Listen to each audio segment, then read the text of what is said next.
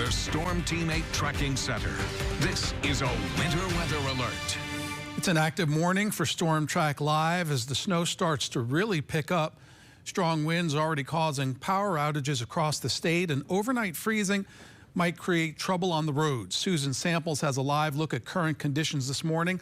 But let's start our team coverage with Sarah Flynn in the tracking center. Good morning. Good morning. We have the snow picking up rapidly out there. We also have high winds. We are actually technically in blizzard conditions in terms of those winds out there. But in order to qualify as a blizzard, we have to see this event continue for at least 3 hours or more and have that reduction in visibility. Visibility actually not horrible out there. I wanted to start off with a glimpse across the region. Certainly becoming a bit more challenging as temperatures especially continue to hover in the mid-20s. And this Muskegon camera really has been blowing around here for quite a bit of time. When we look at those temperatures, I think this is so interesting. Last night at 8 o'clock, Grand Rapids reporting 54 degrees. As of this morning, considerably cooler. Our current temperature sitting at 28. So almost a 20-degree drop in less than 12 hours at this point. And that is causing, of course, some issues out there. We see that snow. Full transition over to snow now. It's purely a lake effect event, and we are seeing some more substantial or heavier bands, one of which stretching from Montcalm County all the way towards Ottawa County. Those snowfall rates expected to increase as our morning goes on. It is purely lake effect, and the one thing that we have going for us is that it's a fast moving system. So it continues to swing off to our northeast, pulling the moisture along with it. The worst travel conditions expected now through about noon before we'll start to see some improvement. Winter storm warning still in effect for counties along the lakeshore, surrounding counties in that winter weather advisory. The only difference are going to be those snow totals. Winds across the board still gusting between about 40 and 55 miles per hour. Temperatures do continue to tumble, so any snow that we see is only going to get progressively more challenging to get off those roadways out there. And we have more snow chances as we build towards the middle of the week as winds continue to be quite breezy. Coming up, I'll have a look at those snow totals, plus when you can perhaps expect some warmer temperatures on the horizon. It's coming up here in just a few minutes. We do want to get you a check at traffic out there as well. I know not a whole lot of people headed to work out there this morning, and luckily school not in session.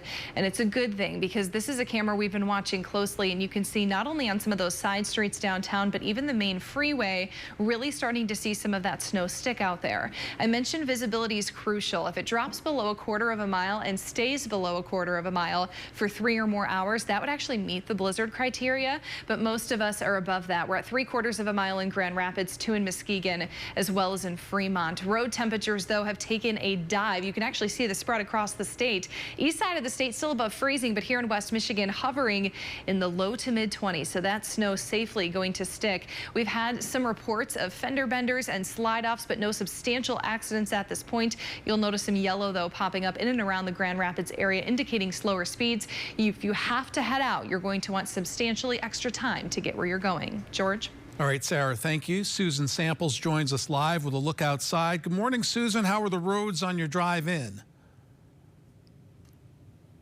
Morning, George. We are in Georgetown Township near Jenison. I'm off Baldwin Street. Main Street is just over that way. And here's the situation. Take a look. We got flurries and visibility problematic in some areas, but again, as Sarah mentioned, give yourself extra time, because I sure needed it as I was commuting in from just south of Rockford to Heritage Hill, east of downtown. That took me about 30 minutes when it normally takes 20. Let's look at what's sticking on the ground here right now. So we are seeing it is sticking in some areas, but we do have, of course, those high winds as predicted, and that's blowing it around. So what is unpredictable is the conditions in any one spot. It seems like it changes so quickly. 1 minute, everything's pretty clear, and then the next you're in near whiteout conditions. And Diego, are you zooming over to the flags there too? That's a good barometer of the strength of the wind right now, and also I think a good backdrop for the flurries. I know when I was driving in, I felt like several times I was caught in a snow globe with the flurries just driving into my windshield, making it really tough to see. And the concern is, of course, that people won't be able to adjust their driving behavior as quickly as the fast-changing conditions require. And we certainly don't want to see too many slide-offs, certainly nothing serious, we hope.